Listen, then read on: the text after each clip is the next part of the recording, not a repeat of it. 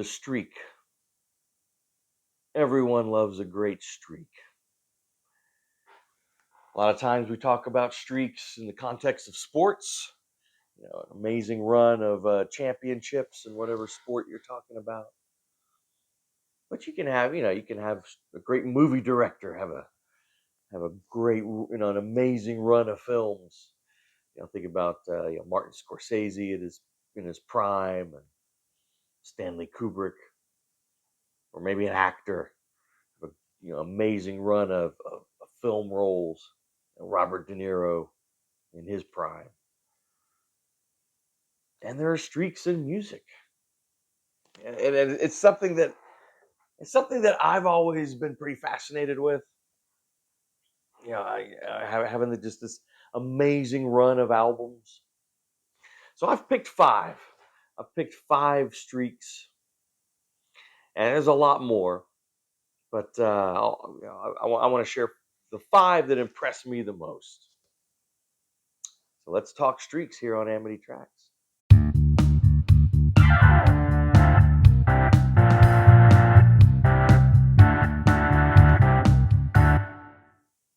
Hey guys, welcome to Amity Tracks. We're going to be talking streaks. Before we get started, please do subscribe to the channel. We really appreciate it. It helps us do what we want to do. Thanks to everyone who has done so far. Hit the bell for notifications, like the videos, all that great stuff. All right, the streak. I've got five of them. My top five. I'll count down from five to number one. To what I think is the greatest streak in rock and roll. If you watch, some of our earlier videos, I think I've mentioned some of these already, but in passing. But here they are collected. So my rules, my arbitrary rules for this particular video. So I don't know. I picked five. Well, no, I know I've picked five streaks, but I also picked five albums within each streak. So I don't know. To be a really impressive streak, five seemed to work. So, and to make it, to make them, kind of comparable, each of these streaks is a five album run. Okay.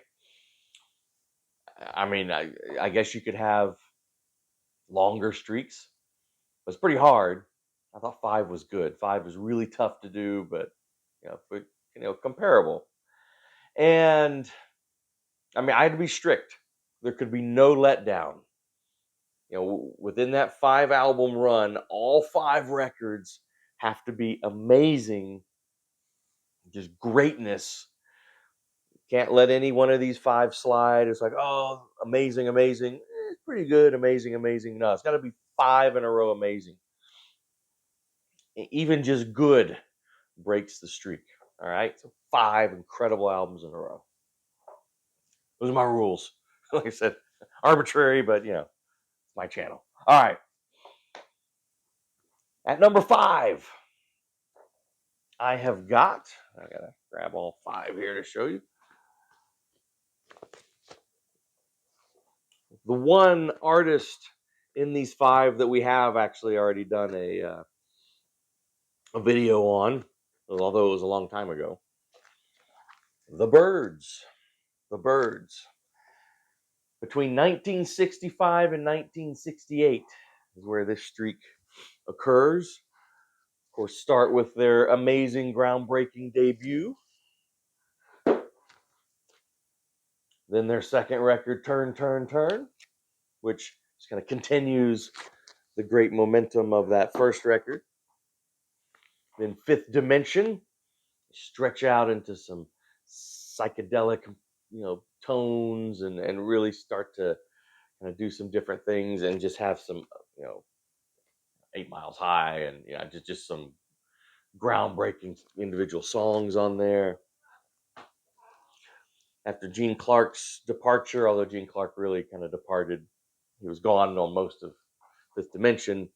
But the other guys on Younger Than Yesterday really had to kind of step up in the songwriting, and you would have some really fascinating individual songs songwriting there. And then love the notorious Byrd brothers. David Crosby is gone at this point, and this is just kind of folk, very sort of mysterious, moody masterpiece, right? With some psychedelic tinges, but just amazing stuff. Now, you watch that video. I'm a big fan of all the Byrds, but like later eras too. But that initial run is just mind-blowingly great. All right, in my number 4 slot, I have a band who I've mentioned a lot here and there. I need to do a week on them at some point, but just haven't put it together yet. The Kinks. And so I'm going the Kinks between 1966 and 1970. And so, like I said in the intro, I'm just doing. Well, I don't know if I said this or not actually, but like I'm trying to do just studio albums. The major releases. So, like with the Kinks, technically they did. There was kind of a minor soundtrack that was done in the middle of the streak, which is just mediocre. But you can. Yeah, it wasn't a major release. It was just this kind of forgotten soundtrack. So I mean, these are the major releases, and they put out a pretty bad live album within this streak too. But I'm not counting that either. I mean, these are the regular studio albums released. I think it's okay, although I am breaking my own rule a little bit later because one group coming up, I am including a live album within the streak, but it's a sort of an essential live album to their catalog. So my rules. All right. So anyway, the Kinks, what I say, 66 to 70. So you're starting with Face to Face. In my view, their first amazing record. This was their 4th studio album, and where Ray Davis really starts to kind of stretch out and show his songwriting, his observational songwriting. Very eclectic record too. This is a pop masterpiece of the 60s. I don't know. We'll do some Kinks at some point, and I'll go off on this. I love that record. And then, of course, following that, their next major studio record, Something Else by the Kinks, where they kind of continue. Ray Davis and the guys continue their trend of really kind of stretching out and storytelling. And of course, the much celebrated The Kinks of the Village Green Preservation Society, which wonderfully out of step with a lot of the other rock and roll going on at the time, and the incredibly, I don't want to say underrated. I mean, it is really appreciated, but I don't think it's appreciated enough. Arthur, or the Decline and Fall of the British Empire, brilliant concept album, and this actually was supposed to be kind of a soundtrack to some British television show. I don't remember what happened with that, but standalone album, brilliant. And then the much grittier Power Man, or Lola versus Power Man and the Money Go Round, Part 1. Never was a Part 2. But, of course, with the classic song Lola on there, but this whole thing, start to finish, is just brilliant. Just brilliant. So the Kinks in my number 4 slot. My number 3, this streak blows me away because it was done within about 2 years. I mean, how productive these guys were in a short window of time. 1968 to 70, but I think it was about mid 68 to mid 70. So it's really 2 year, like a 2-year period. Is just, I mean, oh wait, I'm bad at math. That'd be 3 years, whatever. 68, 69. Wait, no, 68, 69, 70. No, I was right. Never mind. I said that. 2 years. It's amazing. It's amazing. These guys. And 3 of these 5 records were released in 1 year, in 1969. 3 records in 1 year. All of them killer. So I am talking about Creedence Clearwater Revival. So you start with their debut, which is awesome. I think underrated. It kind of gets overshadowed by these, records that are coming right after it. But I think a fantastic, awesome record in its own right. They really kind of stretch out and jam a bit, more than later when they kind of tighten things up. But I kind of like the CCR jams. And then, of course, Bayou Country, where they really hone and kind of create the CCR sound. It has Born on the Bayou, which is that amazing swampy groove. Bootleg, so one of the, I think, lesser known gems in the CCR catalog. Proud Mary, of course. Keep on Chugling, which is a real simple kind of jam groove. Goes on for almost 8 minutes, but I think it's awesome. And then I've got these two on a twofer. In a twofer, you've got Green River and Willie and the Poor Boys. Like, if you open it up, you can see the full. There you go. There's the Green River album art. There's Willie and the Poor Boys album art. But I've got them in this kind of twofer set. I mean, just go back to those years, or go to the 1969 video. I talk about those. And then I think, the real masterpiece, Cosmo's Factory. Cosmo's Factory is amazing. But I mean, just the fact that those guys did that in 2 years, unbelievable. All right, at number 2. Now, I did a rather cheeky review of this band's recent release not too long ago. But I did say in the intro to that I genuinely am a huge fan of this group. And I wasn't being sarcastic on that. I really am. Which I think played into some of my disappointment with their latest release. But to prove to you that I am a genuine fan of this band, I've got this group at my number 2 slot in my top 5 streaks. So yes, for some reason this band has a lot of hate out there in this group. Well, like I said, I am going to do a video on why the hate is there, because I think it's an interesting topic. But yeah, I do love U2.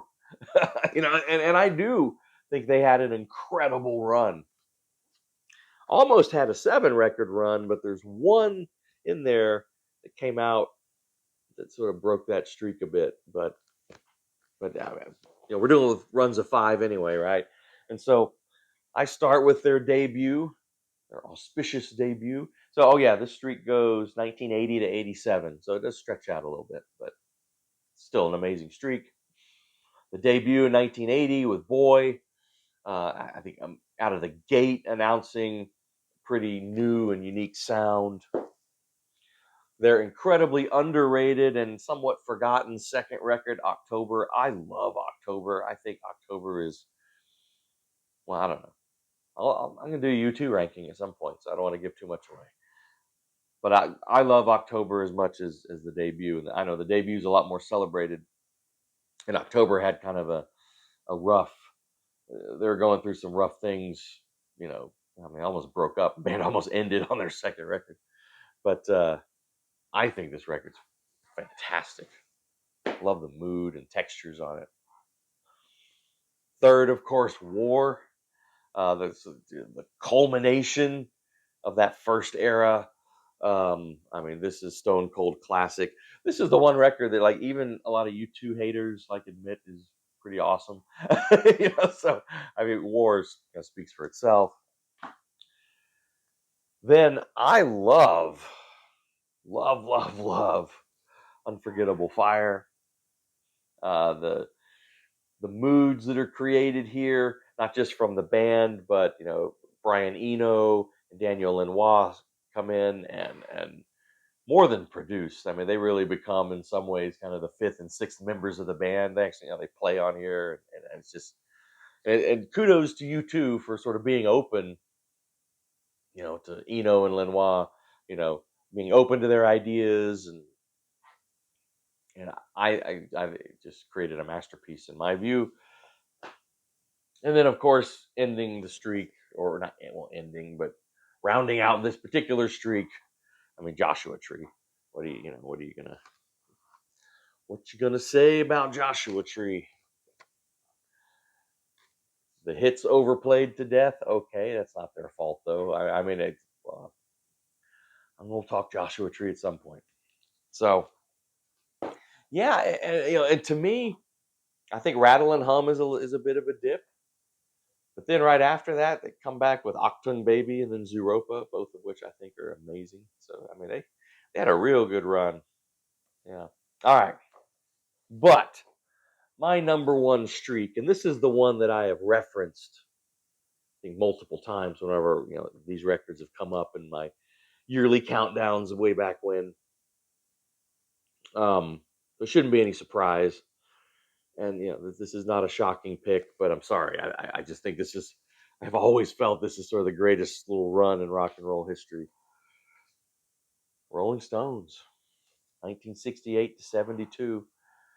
He's starting with Beggar's Banquet, where they really, you know, there was a marked change in their sound and their approach, and where they really sort of embraced a lot of American, you know, folk and blues and all that, and some country sounds, but not just mimicking them or I mean, taking those influences, but it's still genuine Rolling Stones music. I think that's what set this apart when this came out. When Beggar's Banquet came out, and then in some ways even more so on Let It Bleed. And here's where I do sort of break the rule. I do include a live album here, but this is so essential. Get Your Ya-Ya's Out. Uh, to me, is part of it. I mean, it has to be part of this streak. Can't not be. And then the weary but brilliant Sticky Fingers. And then finally, the sprawling masterpiece of Exile on Main Street. Yeah, I think that is the greatest streak in rock and roll history, in my view. You don't get any better than that. So there you go. I didn't have the Beatles. I mean, no, I had. I was making a short list for this, and I probably had 10 or 11 of them on there that I was really considering. Obviously, the Beatles starting at about Rubber Soul would be, would be in contention. But I don't know. These are my favorite five. So in the comments, what do you guys think? Give me some streaks. Let's just to make it uniform. Let's say 5 album streaks. What are some 5 album streaks that I missed, that I didn't talk about, that you think really need to be considered and discussed? Let's talk about it in the comments. That'll be awesome. All right, guys. We'll see you next time.